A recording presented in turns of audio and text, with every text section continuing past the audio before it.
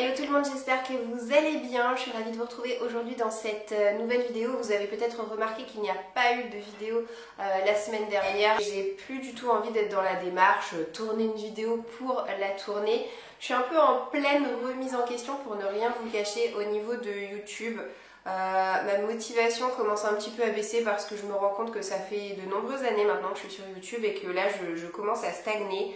En nombre de vues, en nombre d'abonnés, en nombre de tout ça. Alors je suis pas du tout en train d'essayer de faire pleurer dans les chaumières, c'est pas le cas. Moi je fais partie de ces personnes qui savent entendre les choses et qui savent se remettre en question. Et je me dis que si ça se trouve, le contenu que je vous propose, eh bien, vous plaît moins, vous intéresse moins, et voilà. Et en même temps, moi, ça me prend toujours autant de temps, et mes journées ne font que 24 heures, et je suis maman de 2 enfants en bas âge, donc plus le temps passe, plus je me dis, est-ce que cette année va être la dernière année sur YouTube? Je ne sais pas. On verra, mais en tout cas je ne vous prendrai pas au dépourvu. Si jamais ça doit s'arrêter un jour, et ça s'arrêtera un jour, je vous préviendrai. Quoi qu'il en soit, je vais vous parler de mes dernières lectures. Je sais pas si je vais réussir à distiller la joie et les paillettes aujourd'hui, dans le sens où mes lectures de janvier n'ont finalement pas été si folichonnes que ça. Bon, peut-être que j'exagère. En janvier, j'ai quand même eu 2 coups de cœur et c'est assez rare pour le souligner. Mais au-delà de ça, toutes mes autres lectures, elles ont été... Voilà. Donc mon premier coup de cœur, je vous en ai parlé, c'était le tome 5 de la série des Hathaway. J'ai fait un update lecture à ce sujet, donc là vous allez en découvrir un autre avec moi. Je vous présente sans plus tarder les livres dont je vais vous parler dans cette vidéo. Il y aura tout d'abord le 4e et dernier tome de la série La Légende des 4. Je vous dirai ce que j'ai pensé du préquel de la trilogie Hunger Games. On parlera ensemble d'un livre qui traînait depuis 2016 je crois dans ma pile à lire et qui est le premier tome de la trilogie Pérismère. J'ai ensuite relu un livre de Colleen Hoover, je me suis refait Indécent et j'en ai profité pour lire derrière les tomes 2 et 3 de la trilogie que j'avais jamais lus. Et pour terminer cette vidéo, je vous dirai ce que j'ai pensé du tome 3 de la série de Maxime Chatham, Autre Monde. Allez, je commence tout de suite avec le tome 4 de la série La Légende des 4 de Cassandra O'Donnell qui m'a été envoyée par les éditions Flammarion. Alors, c'est une série pour la jeunesse. On va suivre à chaque fois les héritiers de 4 clans différents, le clan des tigres, le clan des loups, le clan des aigles et le clan des serpents. Les héritiers sont des jeunes, ce sont des préadolescents qui adoptent le plus souvent leur forme animale mais qui peuvent aussi se changer en humains. Et au fur et à mesure que l'histoire avance, eh bien, on va découvrir qu'ils vont se rapprocher un peu les uns des autres parce que pendant des décennies entières, ils étaient tous ennemis jurés. Et ils vont vivre des choses qui vont les rapprocher et ils vont s'unir contre la menace que représentent les humains. Voilà pour le résumé de cette série. Moi j'avais passé un chouette moment de lecture en compagnie des 3 premiers tomes. Alors pour peu qu'on aime un peu la romance, pour peu qu'on aime voilà, ce genre d'univers finalement vraiment assez jeunesse, moi en ce qui me concerne, voilà, ça avait été vraiment une super découverte. J'avais trouvé l'écriture hyper addictive. Il y a certains de ces tomes que j'ai lus en une journée, c'est pour vous dire. Mais là, pour la première fois, malheureusement, ça ne l'a pas fait avec moi. Je n'ai pas aimé ce dernier tome et c'est franchement dommage de terminer sur une note comme ça pour finir une série parce que ça me gâche mon impression générale. Ce qui m'a déplu, c'est que j'ai trouvé qu'il y avait des facilités scénaristiques. On est dans un ultime tome qui nous parle de la guerre contre les humains. On est vraiment dans les combats, dans l'action. Tout va trop vite, tout est trop facile. Et puis, j'ai pas aimé le côté invraisemblable du revirement qu'adoptent nos personnages phares de la saga, c'est-à-dire que pendant 3 tomes, ils nous bassinent sur le fait que les humains sont leur menace suprême, qu'il faut les éradiquer jusqu'au dernier, sauf que, et il se passe un truc. Voilà, et là, je me suis dit... Donc pour toutes ces raisons, ça a été une lecture facilement oubliable à mon sens. Ce qui est franchement dommage parce que Cassandra O'Donnell est une auteure que j'aime beaucoup suivre. Je continuerai de la suivre avec plaisir avec son autre série Rebecca King, mais c'est vrai que pour celle-ci, c'était moyen. Mais ensuite, heureusement, j'ai eu un coup de cœur et mon coup de cœur, le voilà, c'est le préquel de la trilogie Hunger Games. Il me semble que du coup c'est un préquel qui va se présenter sous la forme d'une nouvelle trilogie. En tout cas la fin appelle clairement une suite. Donc c'est La balade du serpent et de l'oiseau chanteur. C'est une sortie qui date de l'année dernière que mon grand-père m'avait offert parce que si vous ne le saviez pas, moi j'ai adoré la trilogie Hunger Games. Je l'ai lu et relu à plusieurs reprises. J'ai beaucoup aimé aussi l'adaptation en film et j'ai décidé de faire lire les romans il y a déjà quelques années de ça à mon grand-père qui les avait beaucoup aimés, et quand il a entendu parler de son côté que ce livre sortait, eh bien m'a fait la jolie surprise de me l'offrir, donc voilà, merci papy. Ce qui est particulier dans ce livre, c'est qu'on va revenir sur la jeunesse de Snow, qui est un être abject, qui est un être méprisable et particulièrement antipathique. Et là, on va le découvrir jeune homme, étudiant, et en plus de ça, on va revenir sur la genèse des Hunger Games. Comment est-ce que les Hunger Games sont devenus les jeux tels qu'on les connaît, avec la notion de mentor, avec la notion de cadeau aux tribus, avec la notion de visibilité comme ça dans tous les districts, parce que à l'origine c'était pas du tout comme ça. Quand l'histoire commence, ça fait à peu près 10 ans que les Hunger Games ont été mises en place, mais personne ne regarde cette émission dans les districts parce que personne n'a la télévision, presque, hein, tout le monde est trop pauvre pour avoir la télévision, et même les gens n'ont pas envie de s'y intéresser à une telle mise à mort sauvage. Et là, pour la première fois, il va y avoir cette notion de mentorat, et Snow va être mentor d'un tribut issu du district 12. Mais on va se rendre compte qu'à l'époque, il n'était pas aussi méprisable qu'il a pu le devenir par la suite. Et j'ai adoré ce roman, déjà parce que retrouver l'écriture de Suzanne Collins, ça a été un gros bonheur. J'ai trouvé d'ailleurs que sa plume, comparée à sa précédente trilogie, a vraiment gagné en assurance, en fluidité, en tout, en maturité en fait. C'est super bien écrit et c'est ultra agréable à lire, franchement. Alors les 100 premières pages, il a vraiment fallu que je rentre dedans, mais ensuite impossible de lâcher ce livre, ça a été le gros bonheur. J'ai adoré toute la partie psychologique, c'est hyper impressionnant de se retrouver dans la tête de Snow, et c'est hyper intéressant aussi d'en savoir plus sur lui, de le découvrir sous un tout autre angle. Et plus l'histoire avance, et plus on se dit, ah ça y est, il commence à partir en sucette le gars. Et c'était, mais ouais, c'était intense comme lecture, intense et ultra palpitant. Ça a été un superbe moment de lecture pour moi, un véritable régal.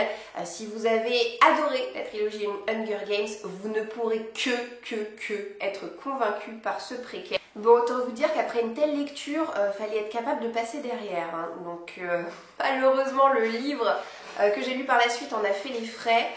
Ça a été une lecture, mais j'ai pas envie de dire insoutenable, mais pas loin. Ça a été un dur moment pour moi. Je suis pas quelqu'un qui abandonne facilement ses lectures, mais si c'était mon cas, franchement, ce livre, il y aurait belle lurette que je l'aurais abandonné, mais bon, j'ai réussi à me le farcir jusqu'à la fin. Donc je veux parler du premier tome de la trilogie Pérismer, sortie chez Mnemos dans leur collection Naos. Je l'ai acheté lors d'un salon du livre, oui c'est ça, c'est 2016, je l'ai acheté lors d'un salon du livre à Montreuil, et je l'avais pas repéré. On va dire que l'auteur était là, il m'a parlé de son bouquin, il a réussi à me convaincre, et je me suis dit pourquoi pas, ça a l'air sympa, et voilà, je l'ai embarqué avec moi. Et depuis toutes ces années, il était resté dans ma pile à lire. Et avec le temps, j'ai plus eu envie de lire ce livre. Et je vous l'ai présenté il y a quelques mois dans une vidéo que j'avais intitulée en gros ces livres que je n'arrive pas à lire. Je m'étais confectionné une petite pile à lire, il me reste d'ailleurs je crois encore 2 à sortir de cette pile à lire.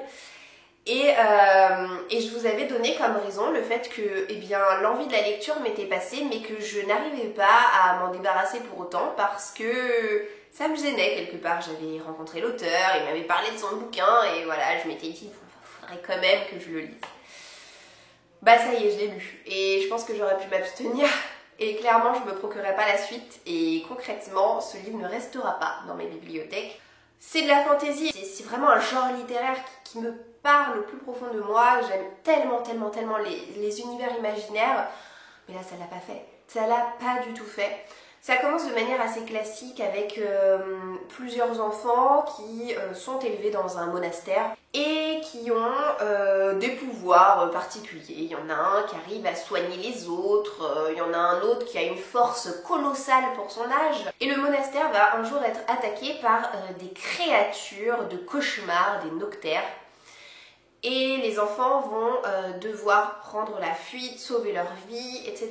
Et là, ils vont entamer une quête qui va les conduire dans des contrées plus ou moins lointaines et qui va leur permettre de faire la connaissance avec des créatures un petit peu étranges. Dit comme ça, pourquoi pas, ça a l'air chouette. L'écriture en plus de ça est pas si mal. Est-ce que je vous ai dit que l'auteur était prof? Non, peut-être pas. De mémoire, l'auteur est prof. Alors, je sais pas s'il est prof de français ou d'autre chose. Mais franchement, l'écriture, ça m'a pas posé problème. Ce qui m'a posé problème, c'est qu'à aucun moment je me suis attachée aux personnages. Je les ai tous trouvés antipathiques en fait. Voilà, l'auteur ne nous donne pas suffisamment envie de nous attacher aux personnages et j'ai trouvé le contenu creux. Je me suis ennuyée tout au long de ma lecture. Ce que j'ai lu m'a semblé tellement rébarbatif et je suis hyper triste et hyper déçue de vous livrer un avis comme ça parce que franchement, vous avez peut-être l'impression que je descends le bouquin, mais croyez-moi, c'est loin d'être agréable. Ce que je fais, je préfère, comme j'ai pu le faire avec le préquel de Hunger Games, encenser le livre en vous disant à quel point c'était génial. Là, franchement, ce genre d'exercice, moi, ça me peine. Donc je le fais pas pour le plaisir. J'ai même hésité à vous en parler et puis après je me suis dit non mais quand même si j'ai pris l'habitude de parler de toutes mes lectures, les bonnes comme les mauvaises, donc vas-y ma cocotte hein. Ensuite je me suis dit qu'est-ce que je vais lire derrière. Alors peut-être que vous vous en rappelez parce que vous avez été assez nombreux à regarder cette vidéo, mais je vous ai tourné une pile à lire trimestrielle où en fait je vous ai présenté mes livres voilà, que je souhaitais lire jusqu'à la fin du mois de mars. D'ailleurs, un grand merci pour l'accueil que vous avez réservé à cette vidéo. Tout ça pour vous dire que dans ma pile à lire trimestrielle, il y avait notamment la relecture d'un ancien coup de cœur que j'avais ressenti il y a plusieurs années de ça pour Indécent de Colleen Hoover. Ça a été mon tout premier Colleen Hoover que j'avais adoré, ça avait été une grosse claque à l'époque, il y avait un twist que j'avais pas vu venir et j'avais refermé en me disant « Oh, c'était trop bien, je veux lire tous ces livres », voilà. Et quand est-ce que j'ai lu ce livre? Je me rappelle plus. Je crois que c'était en 2014, 2015, enfin franchement ça date maintenant. Et même si je me souvenais de 2-3 choses, et bah il me manquait quand même des éléments importants de l'histoire. Et ça m'a d'autant plus plu de relire ce livre en me disant « Oh là là, c'est vrai, il y avait ça et ça, c'est dingue !» On va suivre une jeune fille qui s'appelle Laken, qui vient du Texas et qui va déménager avec sa mère et son petit frère dans le Michigan, je crois. Oui, c'est ça, dans le Michigan. Suite au décès de son père. Voilà, ils essaient de se reconstruire une nouvelle vie. Et Laken va tout de suite flasher sur son voisin d'en face qui s'appelle Will, qui est un tout petit peu plus vieux qu'elle, mais de très peu, et qui voue une véritable passion envers le slam.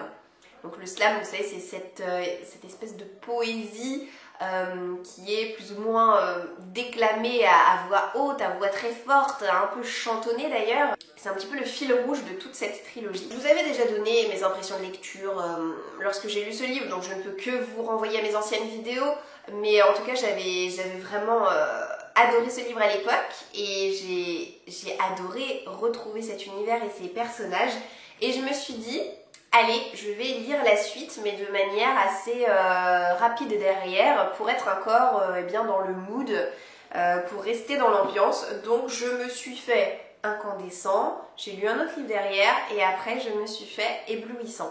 Donc je vais vous donner de manière un petit peu plus détaillée mon avis sur ces deux livres-là, dont finalement je vous ai jamais parlé. Alors c'est un avis qui va être assez rapide, dans le sens où j'ai pas trouvé ces suites très bonnes. Incandescent, encore ça va. À chaque fois c'est la suite directe, hein. C'est genre ça se passe le lendemain du premier tome, ou voilà, il y a vraiment pas d'ellipse temporelle, mais c'est plat. En fait la suite est plate, j'ai pas retrouvé les émotions que j'ai pu ressentir en lisant le premier tome. Il n'y a pas de grosses surprises, c'est un peu de la redite. Et puis Laken, qui avait si bien su me toucher par sa peine et son désespoir dans le premier tome, je l'ai trouvé un petit peu hargneuse dans ce tome 2. Et alors c'est pire que tout dans le tome 3. Pour moi, s'il y a un tome dont on peut franchement se passer, c'est le tome 3. Je savais pas que ce tome 3 était comme ça et si je l'avais su, eh bien croyez-moi que je ne l'aurais pas lu, hein, j'aurais clairement fait l'impasse. Parce que c'est ce genre de choses que je déteste. C'est-à-dire, en fait, on revient sur l'histoire du premier tome, mais voilà, du point de vue de Will. Donc je suis un peu déçue, après avoir tellement apprécié ma relecture de Indécent, d'avoir lu ces deux-là derrière, mais bon, en tout cas, écoutez, ma foi, c'est fait. Moi, j'espère que mes avis sur mes livres dans cette vidéo seront pas trop décousus. Parce que j'arrête pas de faire des pauses entre deux livres pour aller voir Marius qui est à poil dehors. Enfin bon, c'est un peu folklorique là ce matin, il y a de l'ambiance. Donc le dernier livre dont je vais vous parler, puis après je vais vous laisser, c'est le tome 3 de Autre Monde, écrit par Maxime Chatham, que j'ai aux éditions Le Livre de Poche. Ce livre, comme le tome 2, je l'ai lu en lecture commune avec Marie. Et c'est un peu le livre qui m'a fait prendre la décision d'arrêter cette série, voilà. Donc... pourtant c'est une série qui a énormément plu, qui a des avis assez dithyrambiques. Et alors j'ai pu en parler un petit peu sur Instagram et j'ai pu m'apercevoir que, c'est peut-être pas la majorité, mais il y a quand même d'autres personnes qui ont le même ressenti que moi et qui ont décidé aussi d'arrêter la série à la fin de ce tome 3. D'ailleurs c'est pratique parce que les 3 premiers tomes ça forme un cycle, donc en fait c'est comme si on avait déjà une toute petite fin. On n'a pas le gros fin mot de l'histoire, mais on peut se permettre de s'arrêter là. J'ai été assez déçue parce que j'avais beaucoup aimé le premier tome. Je vous parle rien de moins que de la fin du monde. Notre héros s'appelle Matt et il s'est lancé dans une espèce de quête pour essayer de vaincre une reine qui s'appelle Malronce. Et là, on a des révélations qui se veulent fracassantes dans ce tome 3 et moi j'ai été super déçue parce que j'en parlais à Marie lorsqu'on échangeait nos impressions de lecture en lui disant tu vas voir que là, je suis sûre que l'auteur va nous balancer que c'est machin et que c'est truc et qu'il va se passer ça et en fait bah oui mais tout s'est vérifié, j'avais tout vu, voilà. Je déteste ça en fait, moi j'aime tellement être prise par surprise dans mes lectures, j'aime ne pas savoir où je vais et là en fait j'étais sûre qu'il allait se passer ci, ça et qu'à la fin et ben voilà ça allait être la guerre machin truc et que ça allait se finir comme ça et bah oui. Et ça m'a déçue de tout savoir à l'avance, d'autant que j'ai trouvé que ça allait trop vite en besogne, voilà, tout est résolu en 2 secondes, alors qu'ils ont galéré quand même pendant 2 tomes et demi, et tout se termine en mode, et ben voilà, on va faire ci, et puis ça va se terminer comme ça. Donc non, ça m'a déçue, et puis j'ai, un peu comme pour Pérismer, j'ai du mal à éprouver de l'attachement envers les personnages. Et je me rends compte que c'est quelque chose qui est pour moi essentiel. Si j'arrive pas à m'identifier à un personnage, soit c'est pas trop grave, mais si je le trouve antipathique et si ça me gonfle un peu de le suivre dans ses péripéties, ben, ma note finale va forcément s'en ressentir. Donc je suis un peu désolée et déçue de ne pas partager l'engouement général qu'il peut y avoir derrière toute cette série. Mais ce qui est sûr pour moi, c'est que je ne m'achèterai pas le tome 4. Lorsque je lisais ce livre au tout début, je préparais en même temps ma commande de livres pour le mois de février sur Amazon. Et il y avait le tome 4 dans mon panier. Bah, croyez-moi bien que quand je suis arrivée à la moitié de ce livre, j'ai supprimé le tome 4 de ma wishlist et de mon panier Amazon. Parce que je m'arrête là, voilà, je m'arrête là. C'est dommage, mais c'est comme ça. Bon, et bien, c'est avec ce livre que je termine cette vidéo. J'espère en tout cas avoir tout de même réussi à vous divertir et à vous laisser vous noter en tout cas le préquel de Hunger Games qui vaut clairement le détour et la lecture de Indécent au cas où vous seriez passé à côté toutes ces années. Je vous souhaite de passer en tout cas une très belle journée et je vous dis d'ores et déjà à bientôt dans une prochaine vidéo. Ciao, ciao!